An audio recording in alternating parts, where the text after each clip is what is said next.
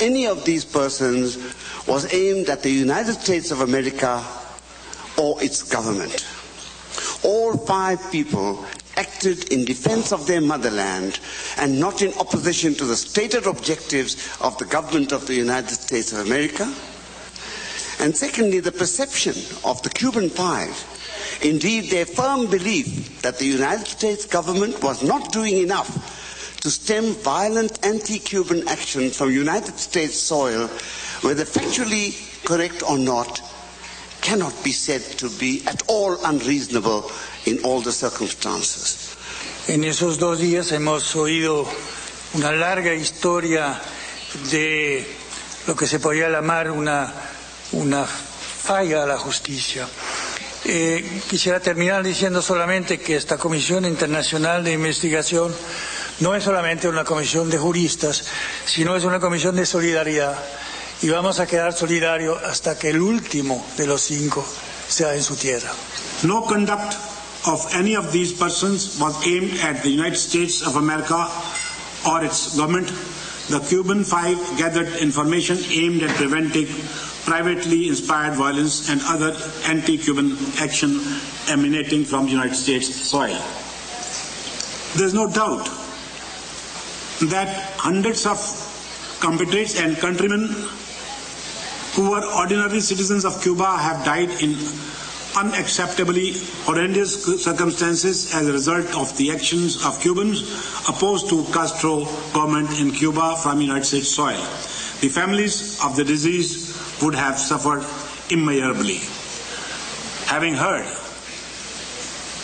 2 full days of compelling evidence, we would urge the President of the United States of America, President Barack Obama, to pardon completely all these 5 persons and to release immediately and unconditionally that the 3 persons who continue to languish in prison in United States.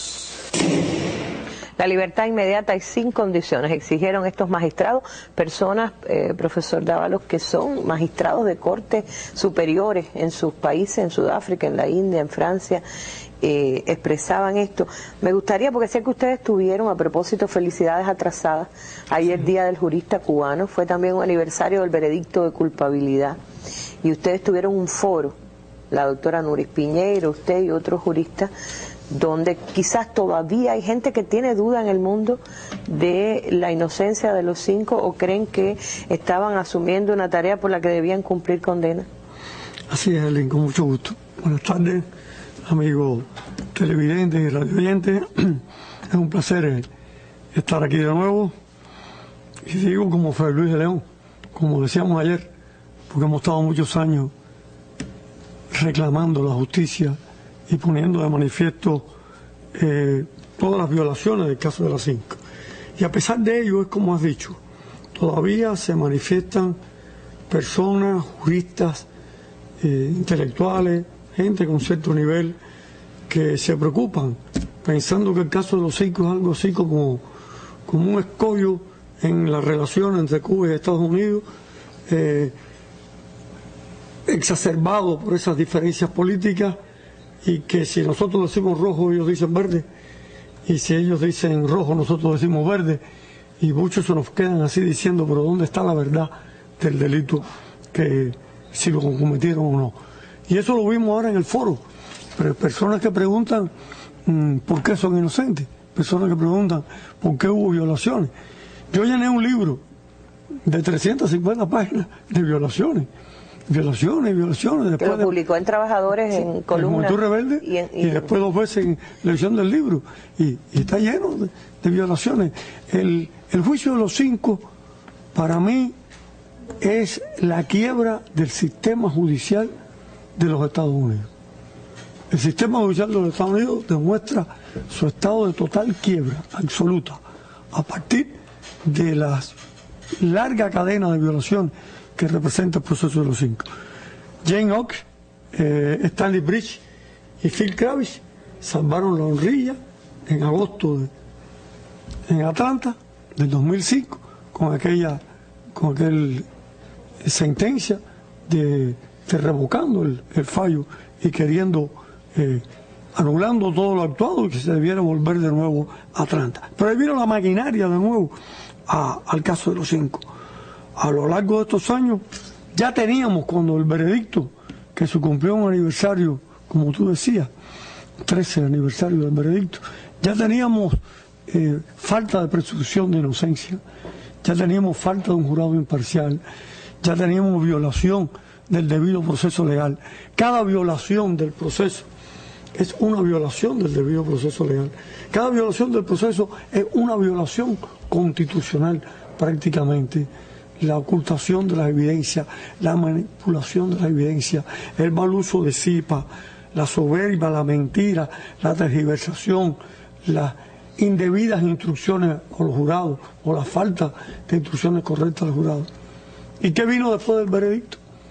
Sentencias manifiestamente injustas, de nuevo el hueco, tratos crueles e inhumanos, obstáculos a que las esposas de René y de Gerardo, aún Adriana queda ahí sin haber podido visitar a Gerardo, violación de la ley, violación de la 8ª enmienda de la Constitución de los Estados Unidos, una tras otra.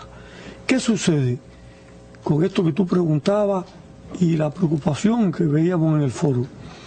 Que reclamar la justicia de los 5 en esta etapa, donde el proceso legal ordinario, pudiéramos llamar, fue concluido, donde llegó hasta el Supremo, donde pudiera decirse que hay cosas juzgadas en materia penal, que queda un estratus, queda un segmento jurídico, de eso podemos hablar si quiere, que es la famosa 2255, el famoso habeas corpus, pero es ya extra, aunque es judicial, es un asunto extra que se ha movido por determinadas circunstancias. Y a pesar de todo ello, hay personas que piensan que ¿dónde está la ilegalidad? Y la ilegalidad está a lo largo de todo el proceso, poderlo demostrar. No basta con reclamar justicia, como pedir fin a una guerra o como pedir fin a una situación determinada, sí, a un abuso, sino que el manto, el baldón que han querido echar sobre la causa noble de los 5, que es patriótica y de defensa de este país, justificada por 3.478 vidas de cubanos cegadas por actos terroristas financiados y propiciados desde los Estados Unidos contra Cuba. Y eso se trata de encubrir y de restarle fuerza al reclamo de justicia con eso de espía. Desde ahí vino hasta la falta de presunción de inocencia, hasta la violación del famoso principio del nulo crimen, de que no hay delito ni penas en una previa ley penal que lo defina. Ni son espías, ni conspiraron para cometer espionaje. Entonces eso confunde. A mí, donde quiera que he estado, porque hemos faltado unos años de la mesa redonda, pero no he bajado el arma en defensa de los 5, en congresos, en arbitraje, en reuniones, en encuentros internacionales, cada vez que nos acercamos a profesionales tratando de sumar a la causa de los 5, hay que empezar por desmontar el espionaje. ¿Usted se ha encontrado personas que le dicen, bueno, sí, si son espías tienen que asumir? Sin Frontera, a la media hora de estar hablando con ellos, basta ya, doctor, son espías, y los espías saben a qué se enfrentan, la muerte o la cárcel. Entonces, decirle, pero he perdido mi tiempo, de lo que se trata es que no son espías, mire usted, no son espías, y debo empezar por el ABC, por leerle la tipicidad, cómo se describe el delito de espionaje o de conspiración para cometer espionaje en los Estados Unidos. Es decir, le trate usted ahora de subsumir el hecho cometido por los 5, espiar a terroristas, a delincuentes, que no es espiar, es decir, buscar información. Usted le llama espiar, pero no es espiar, buscar información, ver qué están haciendo. Ya no solo justificado en el estado de necesidad que protege al pueblo de Cuba. No, es que yo no he cometido delito.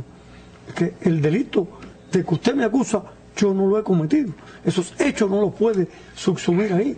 Entonces, cuando usted logra eso, yo recuerdo que de ese encuentro que te hablo, que fue hace muchos años ya en Holanda, uno de ellos vino a Atlanta y uno de ellos presentó un amigo Curia a favor de los 5. A favor de los 5, porque cuando estas personas usted pasa esa barrera, porque primero hay un muro de silencio que hay que romper para poder llegar a la Casa Blanca, y después para poder sumar a intelectuales y a profesionales, a juristas, a profesores, hay que convencerlos de que la causa es justa, no porque David y Goliat, y no porque estamos bloqueados, y no porque hemos sido golpeados, sino porque son inocentes del delito que se les ha imputado. Yo recuerdo en este momento especialmente a Roberto González Shewer, el hermano de René. A su casa, el día del trabajador jurídico, había que llamar a casa de Roberto. Y yo recuerdo siempre que Roberto decía, cuando todo el mundo se agote, yo tengo que seguir aquí porque es mi hermano. Al margen puede un pueblo no estar, que él no lo suponía así, pero decía, en el supuesto negado, como dicen los venezolanos, y yo siempre estaré porque creo en la justicia de esa causa profundamente, y es lo que usted decía, al margen de consideraciones políticas. Muy brevemente, porque quiero que también tengan su oportunidad Raúl Suárez y Elizabeth, pero quería comentar brevemente, profesor, se llegó al punto límite en el Supremo, dijeron que no, esto es lo que tiene sobre Gerardo la espada de Damocles de que saldría solamente sin vida de la prisión, y en qué medida cosas como lo que está pasando ahora en Washington podrían empujar a que se abra la otra ventanita que queda como reserva, o un acto, ¿cree usted que tendría que ser un acto del presidente norteamericano? Bueno, aquí hay dos caminos porque hay que transitar, en mi modesta opinión. Solo la solidaridad va a poner en libertad a los 5. Un ruido ensordecedor que llegue a la Casa Blanca, que obligue al presidente de los Estados Unidos a tomar una decisión. Roberto decía, ya que has hablado de Roberto, y en más de una ocasión se lo escuché, los 5 saldrán cuando dentro sean más molestos para los Estados Unidos que afuera. Gracias, profesor. Entonces, sí. Muy breve nada más, si me dejas terminar. La 2255, el camino que abre el habeas corpus, que es algo extraordinario que puede suceder una vez en la vida de cada recluso federal únicamente, un producto de nuevas evidencias, no se puede abandonar. No se puede abandonar la batalla legal mientras quede un resquicio, para que nadie pueda decir, ustedes tenían una posibilidad y renunciaron a ella. Pero hay que mover voluntades, hay que sumar y hay que llegar a la Casa Blanca con el reclamo de justicia para los hijos. Solo eso podrá hacerlo posible. Gracias, doctor.